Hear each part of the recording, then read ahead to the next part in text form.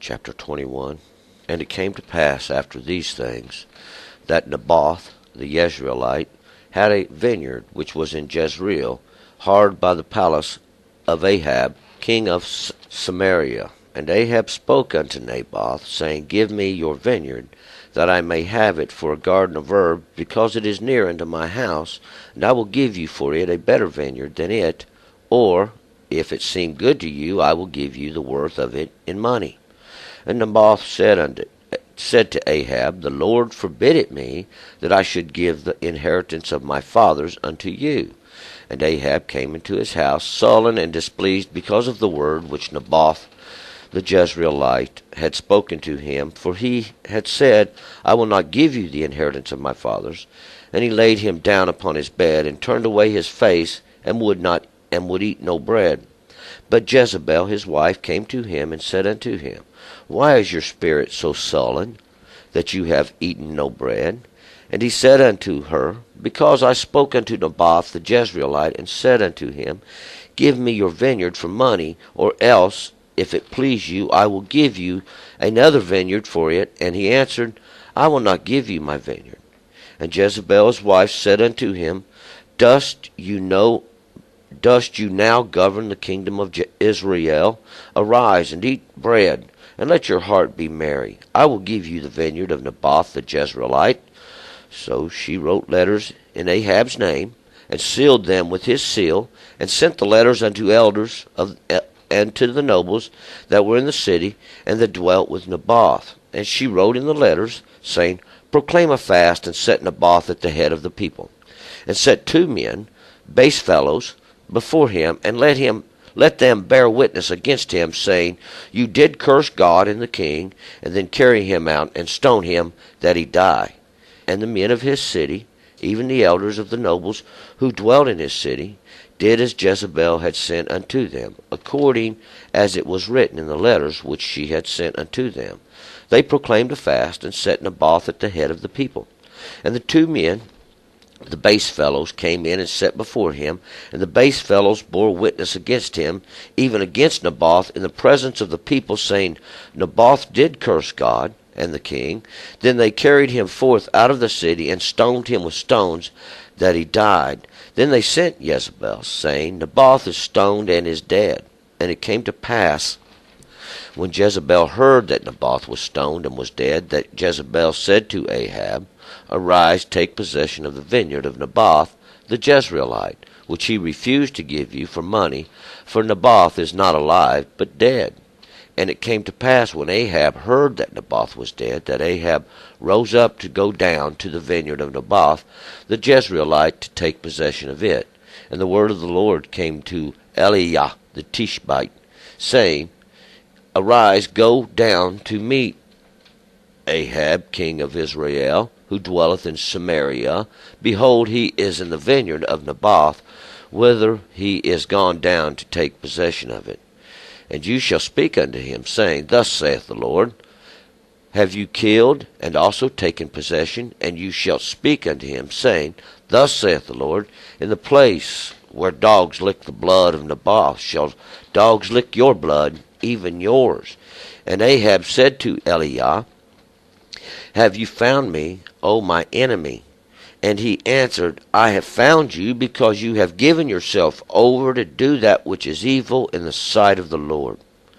Behold, I will bring evil upon you, and will utterly sweep you away, and will cut off from Ahab every man-child, and him that is shut up, and him that is left at large in Israel. And I will make your house like the house of Jeroboam, the son of Nebat, and like the house of Baasa, the son of Ahiah, for the provocation wherewith you have provoked me, and have made Israel to sin. And Jezebel also spoke, and of Jezebel also spoke the Lord, saying, The dogs shall eat Jezebel in the moat of Jezreel. Him that dieth of Ahab in the city the dogs shall eat, and him that dieth in the field shall the fowls of the air eat. But there was none like unto Ahab, who did give himself over to do that which was evil in the sight of the Lord, whom Jezebel his wife stirred up. And he did very abominably in following idols, according to all that the Amorites did, whom the Lord cast out before the children of Israel. And it came to pass, when Ahab heard those words, that he rent his clothes, and put sackcloth upon his flesh, and fasted, and lay in sackcloth, and went softly. And the word of the Lord came to Eliah the Tishbite, saying, Seest you how Ahab humbleth himself before me? Because he humbleth himself before me, I will not bring the evil in his days, but in his son's days will I bring the evil upon his house. Okay, let's go back up to verse 1. Now, yesterday we was dealing with Ben Hadad and this one who will be dedicated, these 32 kings that was with him, and that's basically what we was dealing with, this dedicated thing. Even this man who was for destruction, he was sent as judgment. He was sent for destruction, even the devourer. Today we're going to have a story about a vineyard. And this story is kind of like God wants you to understand the higher understanding of this. And we'll get into it as we go through verse 1. And it came to pass after these things that Naboth the Jezreelite had a vineyard, which was in Jezreel, hard by the palace of Ahab, the king of Samaria. Got Naboth, and Naboth is this fruit of height, or the fruit like it's from the top of the tree. And he has a vineyard, and it's in Jezreel. And Jezreel means this place where God sows. And Jezreelite, or the Jezreeli, are those of this place where God sows. And he's got this vineyard, and it's hard by the palace of Ahab, or it's right next to the palace now that my father's brother has there in Samaria, this place of the dregs. And Ahab spoke unto Naboth, saying, Give me, verse 2, your vineyard, that I may have it for a garden of herb, because it is near unto my house, and I will give you for it a better vineyard than it. Or if it seem good to you, I will give you the worth of it in money. So Ahab sees now this vineyard that Naboth has, and it's right next door, and he wants it, and he tells Naboth, Now, give it to me, or trade me for a vineyard better than it. I'll give you a vineyard somewhere else better than it. Or if you don't want to do that, I'll pay you for your vineyard. Verse 3, And Naboth said to Ahab, The Lord forbid it me, that I should give you the inheritance of my fathers unto you.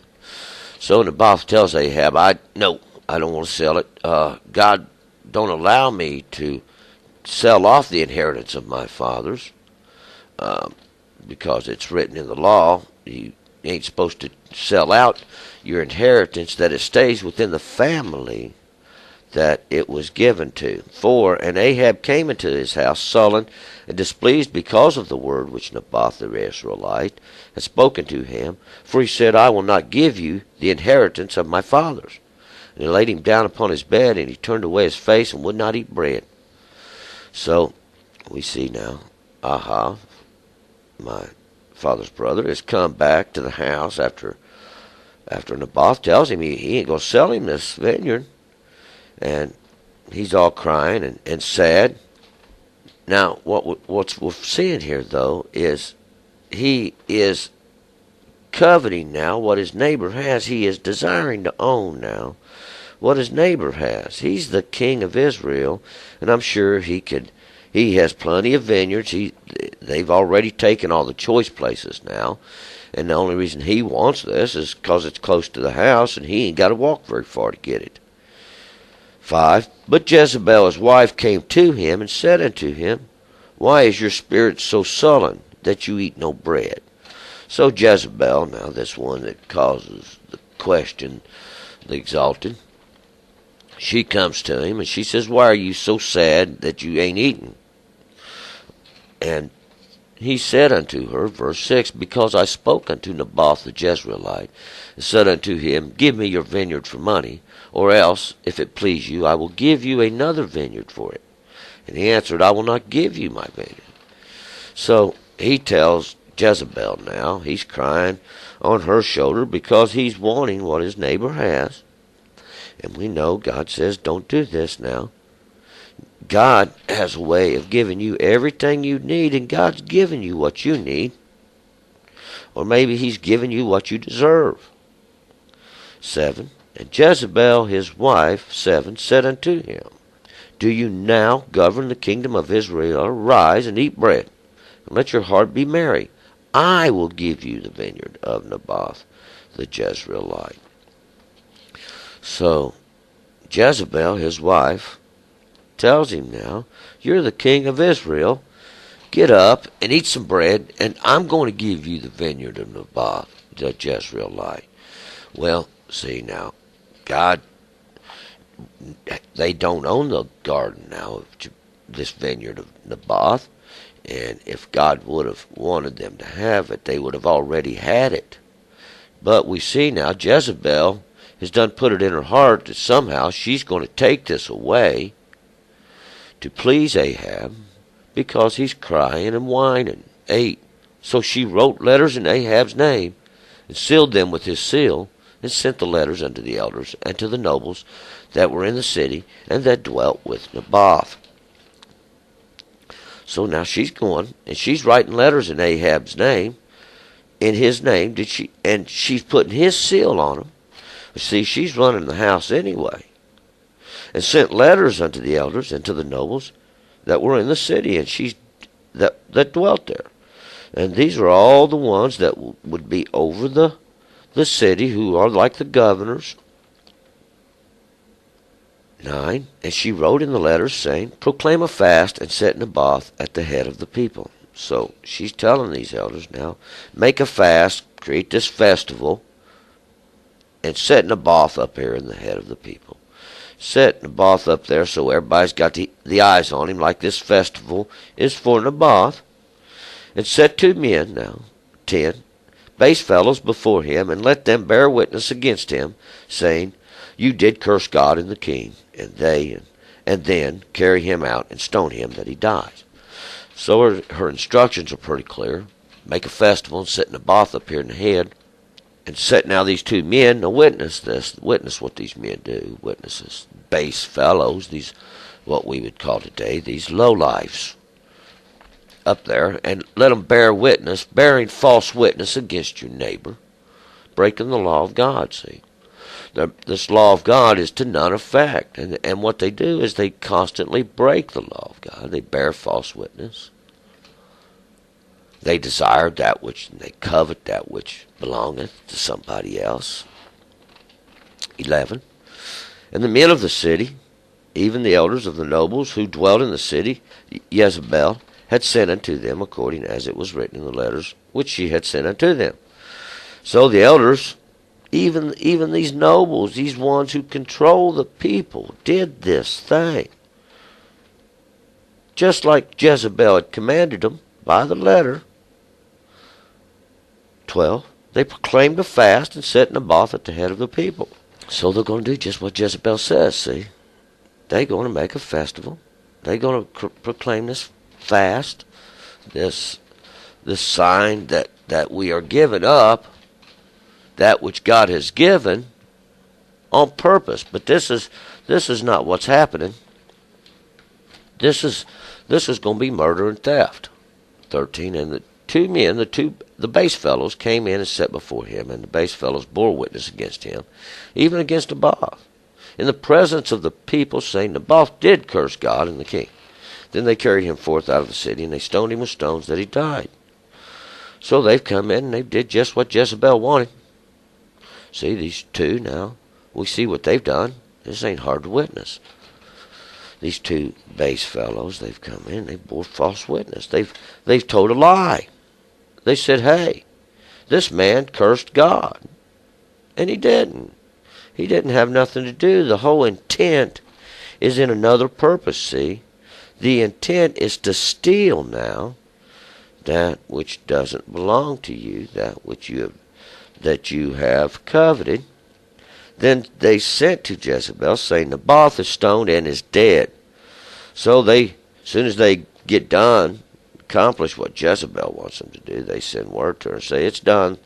The deed is done. Naboth is stoned and he's dead. 15, and it came to pass, when Jezebel heard that Naboth was stoned and was dead, that Jezebel said to Ahab, Arise and take you possession of the vineyard of Naboth, the Jezreelite, which he refused to give you for money, for Naboth is not alive but dead. So she's killed him off, and she tells Ahab now, go take over this vineyard.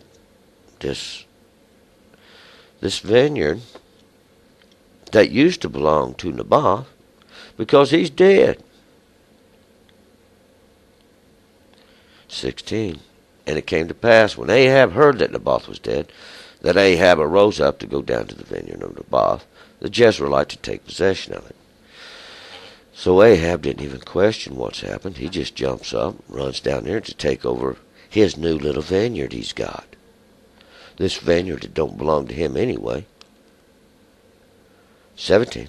And the word of the Lord came to Eliah the Tishbite, saying. So now, of course, because they've sinned now, they've broken the law of God, we're going to have the prophet come up and tell you about it. And Eliah, my mighty one is Yah, my mighty one is God. He's the Tishbite. He's those ones that are coming back from captivity. 18, Arise and go down to meet Ahav, king of Israel, who dwelleth in Samaria. Behold, he is in the vineyard of Naboth, whither he is gone down to take possession of it.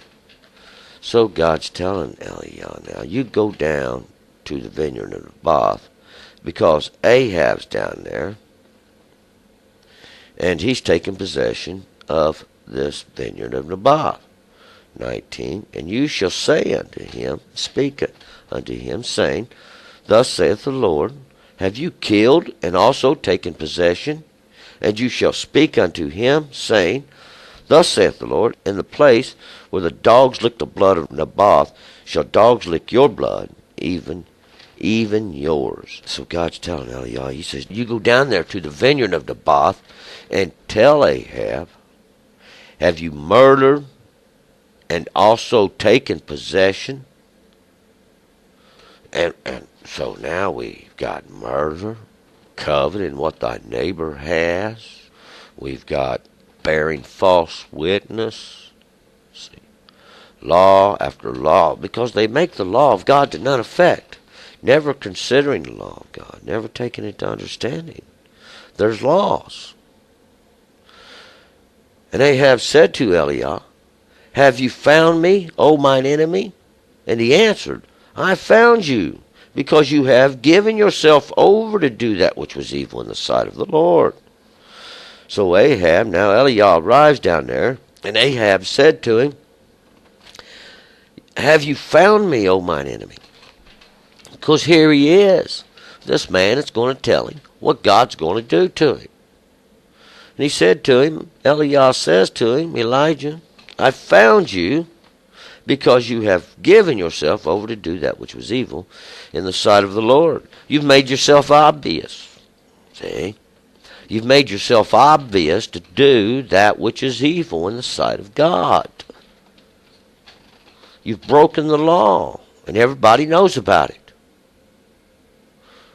I mean, it's openly done. There's no hiding it. You have no remorse. You consider it not. 21, behold, I will bring evil upon you, and will utterly sweep you away, and will cut off from Ahab every man-child, and him that is shut up, and him that is left at large in Israel. Boom, that God has now cast judgment. See, God is telling him what he's going to do. He's telling him, behold, I'm going to bring evil upon you, and will utterly sweep you away with that broom of destruction. See, sweep. God's going to clean the house. He's going to cut off from my father's brother every man-child. And we'll remember now, when God says he's going to do this, it's going to get done. 22, and I will make your house like the house of Jeroboam the son of Nebat, and like the house of Baasa the son of Ahiah, for the provocation wherewith you have provoked me, and have made Israel to sin. What have they done? They told the elders, they caused the elders to sin. See? When the king sins, he causes the elders to sin. It leads the people to sin. You're not allowed to sin. Who said you could sin? Who made it all right to sin? It's not all right to sin. You can't change nothing. The world continues in the abominations that God's trying to drive out. 23. Of Jezebel also spoke the Lord, saying, the dogs shall eat Jezebel and the moat of Jezreel. So God's casting judgment on her too. This wife of Ahav, my father's brother, see, he's going to do to him just what he did to Jeroboam, the one who contended with the nations. And Baasa, this stinking wound, see, he's going to do the same thing. He's going to cut off his seed, every male child, even that which can bring forth the seed. 24. And him that dieth of Ahav in the city, the dogs shall eat, and him that dieth in the field shall the fowls of the air eat. He's going to make a full end of you. He's going to make your flesh the carcasses of the earth. 25. But there was none like unto Ahav, who did give himself over to do that which was evil in the sight of the Lord, whom Jezebel his wife stirred up. And we'll see that the two did work together in their little kingdom they had made for themselves. But all good things do come to an end. 26. And he did very abominably in following idols, according to all that the Amorites did, whom the Lord cast out before the children of Israel. And this is what they was doing. This idolatry. See, they was following idols. Idolatry. This is the problem in the world. Idolatry. Not understanding God, not understanding his purpose. But he's going to make it known. See, he's doing a marvelous work. God is doing a marvelous work. And they did that according to the Amorites. These are the flesh, which God tried to cast out from before the children of Israel. But of course, these thorns and these briars and this mountain of briars that build up now has truly become a thorn. 27.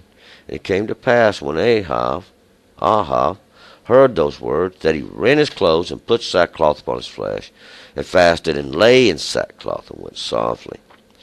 So now when he hears what Elijah's got to say, he throws sackcloth on his flesh, and this is going to be very uncomfortable. This is to make the flesh uncomfortable and to show humility. Why? Because the flesh has caused you to sin. The temptations of the flesh, these desires the flesh has, just lead the spirit astray. Well, a man has to learn to control both. 28. And the word of the Lord came to Eliah the Tishbite, saying. So once again, God's bringing the word to Elijah. 29. See you how Ahab humbleth himself before me? Because he humbleth himself before me. I will not bring the evil in his days, but in his son's days will I bring the evil upon his house. So, now God, in a way, is kind of repenting now what he said he was going to do, because Ahab has humbled himself before God. And this pleases God, but now we see God's judgment is still going to stand. But it's going to come in his children's days. These little circles, these things that go around, and we're going to see what's going to come around. Because one thing God always does, he always accomplishes his word. And we've seen now what God's going to do to those that have coveted the vineyard, that have coveted this vineyard in the place where God sows, that really belongs to God. This vineyard that really was God's. See, now they've thought that they could steal it away. They had them a little plan, but they've been found out. See, it's been made obvious now through their sin, through the evidence of humanity, through the evidence of society now, just who they are. Let's move on to chapter 22.